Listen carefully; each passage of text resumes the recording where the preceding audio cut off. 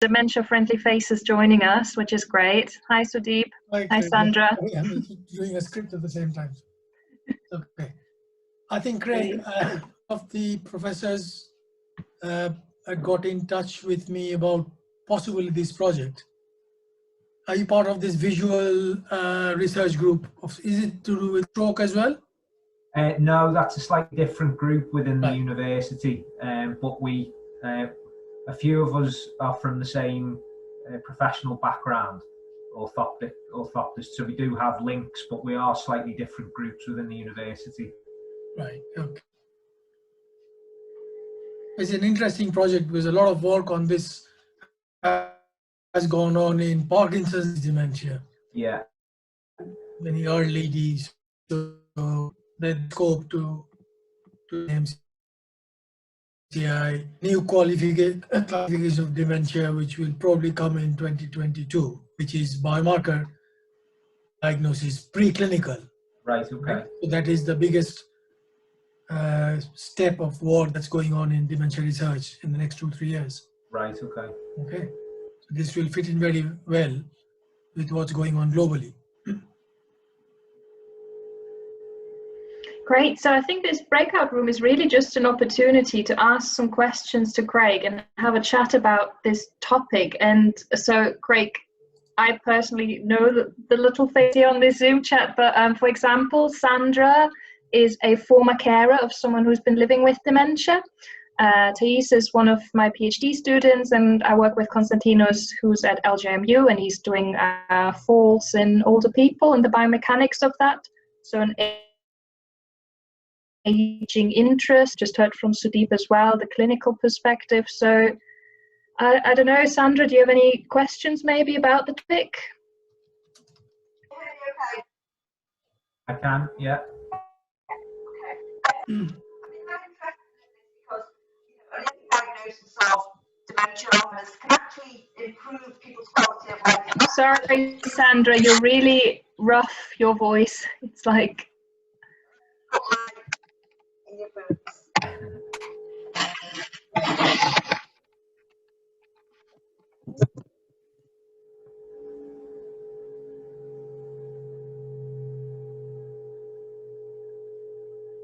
Right, we can't hear you now. All right. But yeah, really, it's an opportunity to help Craig shape the project as well, I think, isn't it? So you wanting to apply for PhD funding? Yeah, that's the plan, to put a proposal together to apply for a fellowship with, you know, either an NHR or another body. So, I mean, obviously my background is really around the eye movements and the vision side of things. That the bit where I've got less obviously experience is the more direct contact with patients, you know, how to get to patients at the stage really.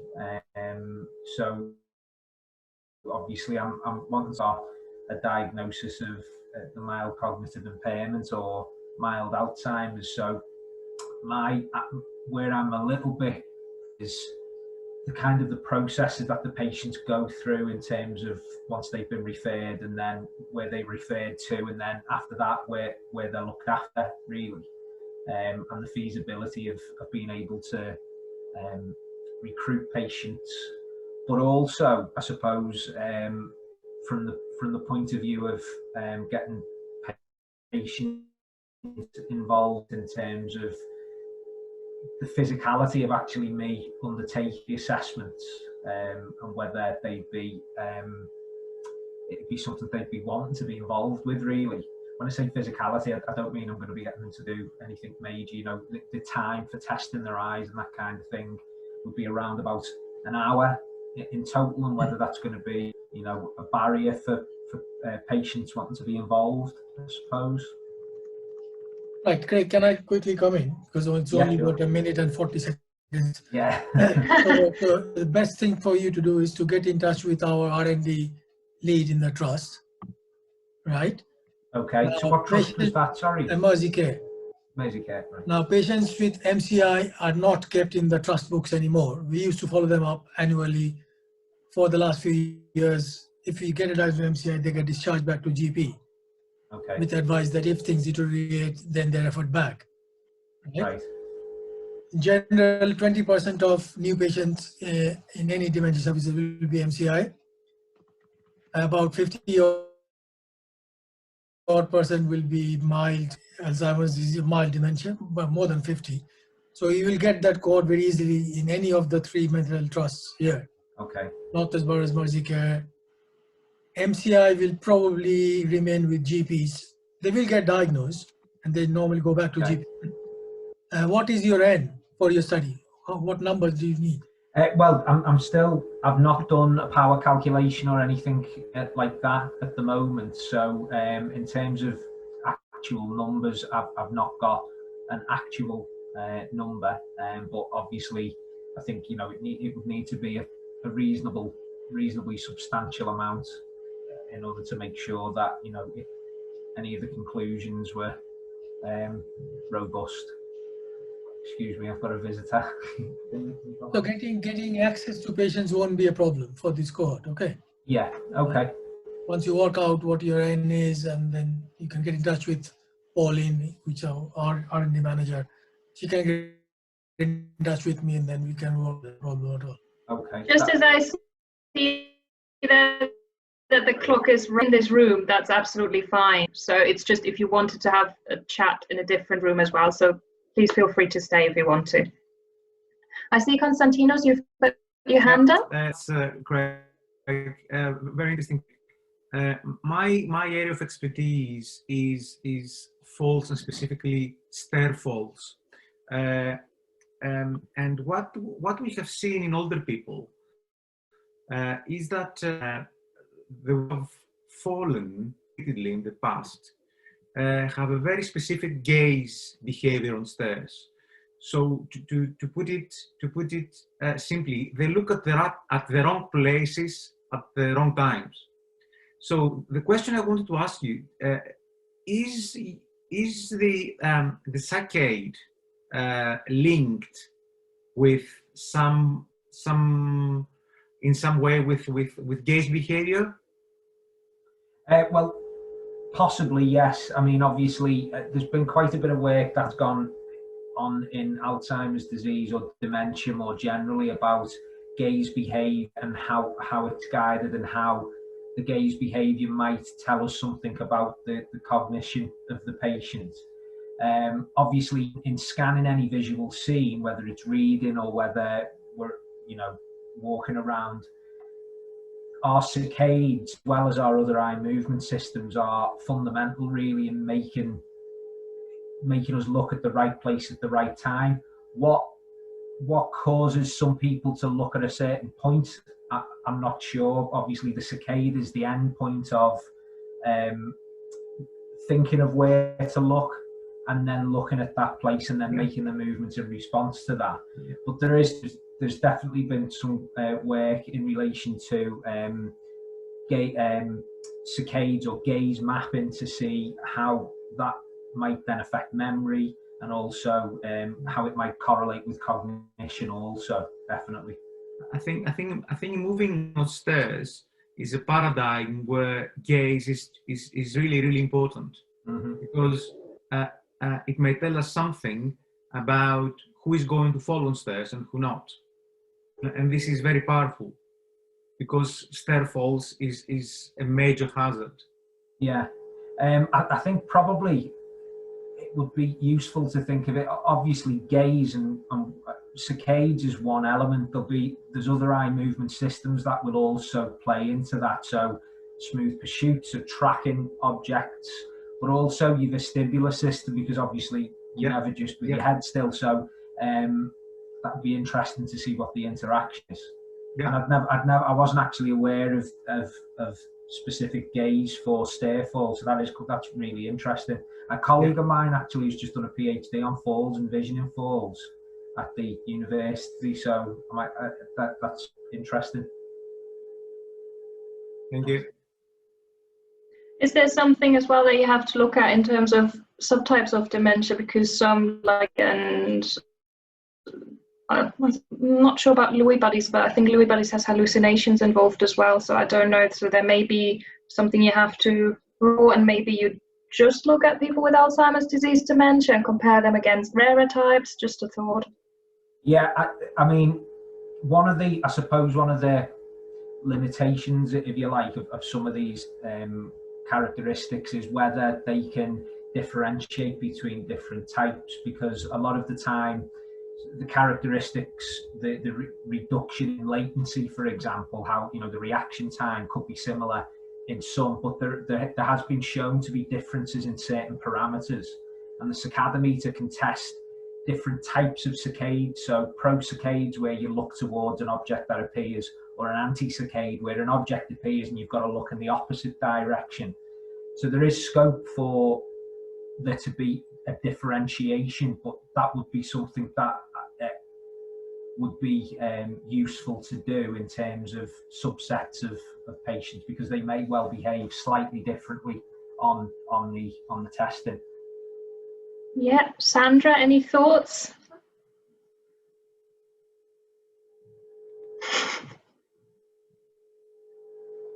Still on mute. There you go. Oh, we can't hear you. What's up with your headphones? That's it, no? You can't hear me. I don't know. We can hear you, it's just a bit breaking up. I don't know what this is, new laptop. It's a nightmare. No, obviously I'm interested in, you know, the rarer sort of dementias. So somebody had, you were looking at someone for Alzheimer's, and they had, for example, Lewy body. Could there be something missed within this research? So they think, oh, I've not actually got Alzheimer's, but there's another type of dementia on in the background. I didn't catch all of that, sorry, Sandra. I We think know. Email me. Okay. Yeah, I think it was with maybe missing Lewy bodies and maybe the missing. Yeah. Yeah. So that would be something that I would need to think about, certainly, in terms of what types of saccades I would be looking at analysing to see whether, you know, which one, because to do the experiment with the patient, it would take to do one lot of saccadic movements, although it's relatively quick compared to previous equipment. It still involves the patient sat there for about 5 or 10 minutes doing the thing. So if I've got to do a number of different experiments, the time could rack up. So that would be something that I could look at. But I'll certainly email you just to make sure that I've got the right gist of your question there. Yeah. Any other thoughts from anyone? I've got one. I think I've asked you this before, but it's more about the implications of it. So if that PhD then finds, yes, we can help diagnose dementia and MCI easily with this, where would that be implemented? Would that be implemented in a memory clinic, at an optician's? A lot of the assessments that I've already mentioned are done as part of eye tests. So certainly vision, contrast sensitivity, colour vision, binocularity, they are all done very often as part of a routine eye examination. OCT, most optometrists have an OCT, and if they were doing a full workup, that would certainly be more easily done. The one that's not done quantitatively would be the measurement of the saccades. But as I said in the video, the equipment's really portable, and it's not that expensive in comparison to some other visual testing equipment like visual fields, for example, which, you know, can be 20,000–30,000 pounds. These are at £2,000 or £3,000, so relatively cheap to implement. In terms of other avenues, it would be memory clinics or that kind of stuff. Referral to the orthoptic department, where these types of assessments again would be within the ophthalmology department of a hospital. these tests we would do almost routinely, as I said, except for the quantitative assessment with the Academy, but you know, a relatively cheap addition to a department, really, if this was something that was going to be become more of a routine test that was done for these patients.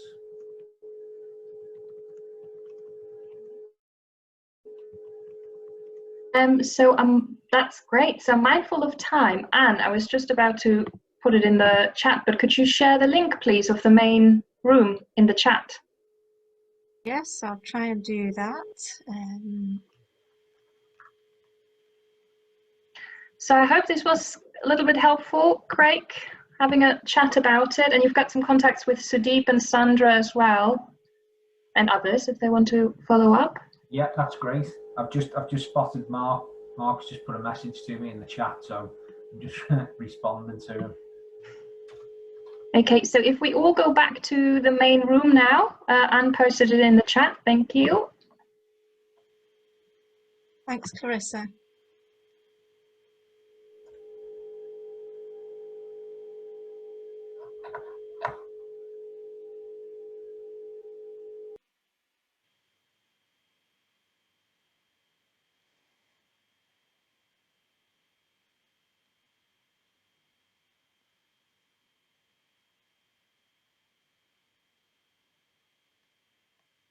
Hi, Sudeep. If you leave the meeting and then go into the next one via the link in the chat. Thank you.